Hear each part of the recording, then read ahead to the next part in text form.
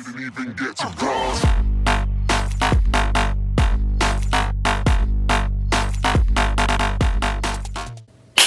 ¿Qué tal, gente de HS Fitness? ¿Cómo estamos? Espero que estén bien. Bueno, quedo pendiente de algunos videitos de que me pidieron sobre el tema sobre fármacos, esteroides, cosas así, ¿verdad? Y no se preocupen que todo se va a subir a su debido momento porque ya son muchos segmentos lo que me van pidiendo y es medio difícil ponerle contento a todo el mundo. Pero bueno, en este video vamos a hablar sobre un tema en concreto que toca en parte lo que serían los esteroides, en gran parte toca lo que serían los esteroides, y es un tema que se debate mucho, ¿verdad?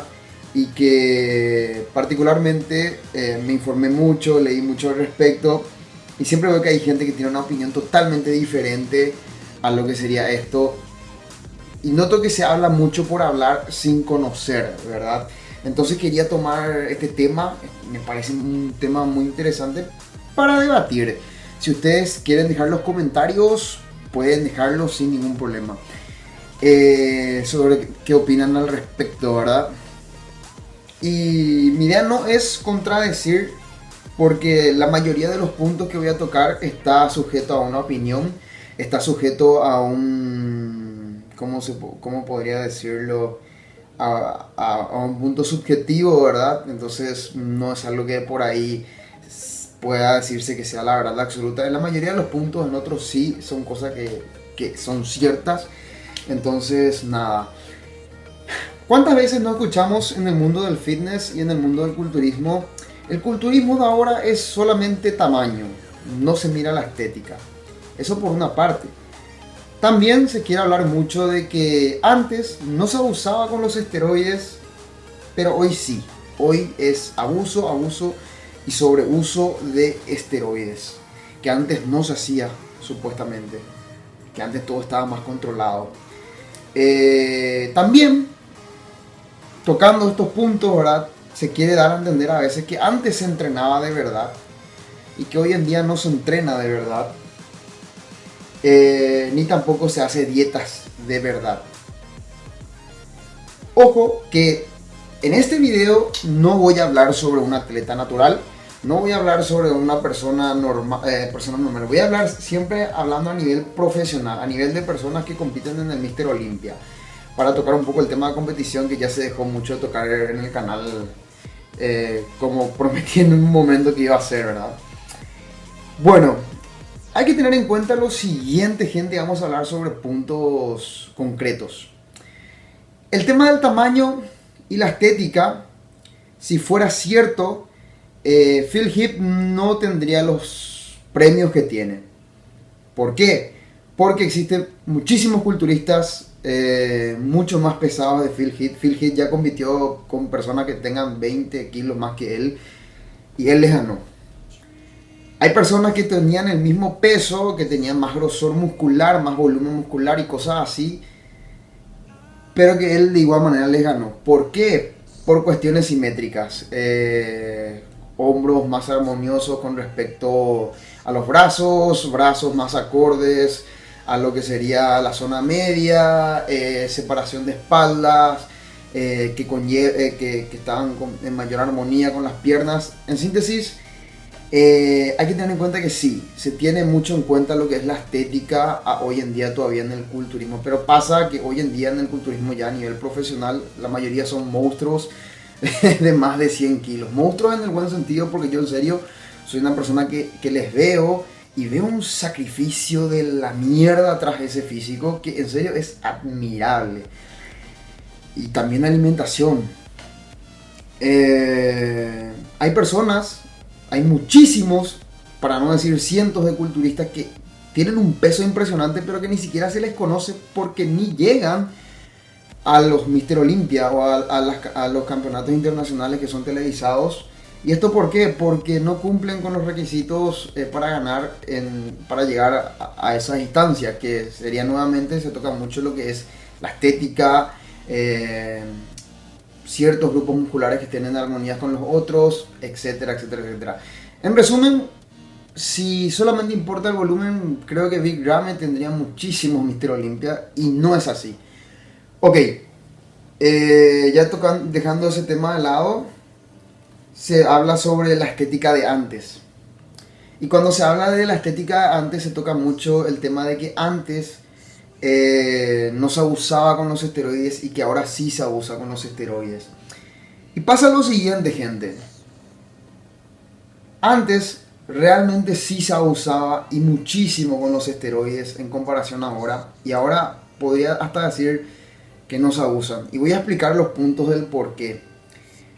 Hoy en día cualquier culturista que esté a un nivel pro, a nivel profesional, ya con una tarjeta pro, por lo general tiene un equipo de profesionales que le asesoran en el tema de la alimentación y de sus ciclos. Ellos no van a estar dándole dosis por encima de lo que podría ser letal para ellos, para los culturistas. Y aparte de lo que sería el tema de los ciclos, repito nuevamente, siempre hay un equipo de nutricionistas profesionales alimentándole al culturista acorde a lo que está utilizando. Esto da mucho que hablar. ¿Por qué? Porque antes, en la época de oro, o inclusive antes, ¿verdad? Los culturistas profesionales no estaban bajo asesorías de profesionales en nutrición y mucho menos de profesionales en ciclos, fármacos y cosas así. Antes realmente se abusaba muy mal de lo que serían los esteroides. Los ciclos era todo lo que le quepa en la nalga al culturista. Inclusive hay relatos de culturistas que decían que había atletas que consumían las pastillas de Dianabol, que es un esteroide, como si fueran caramelos, a cualquier hora, lo que quepa y lo que pueda pagar su bolsillo. Entonces, ¿qué pasa entonces? ¿Por qué antes no había físicos tan grandes y tan monstruosos? Siempre monstruosos dentro del buen sentido, porque en serio yo no quiero que se malinterprete lo que digo. Monstruosos en el sentido enorme, ¿verdad? Que ahora, fácil, porque hoy en día existen esteroides mucho mejores, 10 veces más mejores. Inclusive antes no se conocía o no se utilizaba mucho lo que es la hormona de crecimiento, las mezclas correctas de insulina con HGH, y tampoco no existía lo que es la IGF o IFG, ¿verdad? Que sería básicamente la combinación de lo que el riñón segrega a través de la mezcla de hormona de crecimiento, esteroides e insulina. Eso prácticamente se comenzó a utilizar hace 15 años en el culturismo. Entonces, a través de estos diversos factores, hoy en día hay culturistas más grandes. Otra cosa también es que antes un culturista, por más profesional a veces que podría llegar a ser, no todos los culturistas profesionales se podían dar el lujo de vivir 100% de eso. Tenemos el caso de Ronnie Coleman, que en su época tenía que igual trabajar como policía. Hay muchísimos otros casos de culturistas que, si vamos más antes inclusive, hay muchos culturistas profesionales que tenían que tener un trabajo aparte de ser profesionales, porque el simple hecho de ser culturista profesional no le daba los suficientes ingresos como para solventar su estilo de vida. ¿Y qué quiero decir con esto? Que una persona, por más que entrenaba, comía bien y se ciclaba como corresponde para tener esos niveles de musculatura, no tenía de por ahí un descanso acorde, ¿verdad? Hoy los culturistas se pueden pegar el lujo de que su vida gire en torno de ciclarse, comer, entrenar, dormir. Y punto. Ok. Entonces, también acá con esto revocamos o rompemos un poco el mito de que antes los esteroides no se utilizaban tanto y hoy sí. Hoy realmente se utilizan mucho menos, se controla muchísimo más para no poner en riesgo al culturista. Inclusive hay muchísimos métodos que antes se utilizaban que hoy en día en el ámbito pro ya no se usan, como es el sobreuso de diuréticos, como es el consumo de agua destilada, un montón de cosas que de por ahí antes se hacían a lo loco, sin supervisión, y hoy está todo mucho más controlado. Pero por la existencia de muchísimas nuevas drogas que son muchísimo mejores que las drogas de antes, tenemos físicos más grandes en el culturismo profesional de hoy.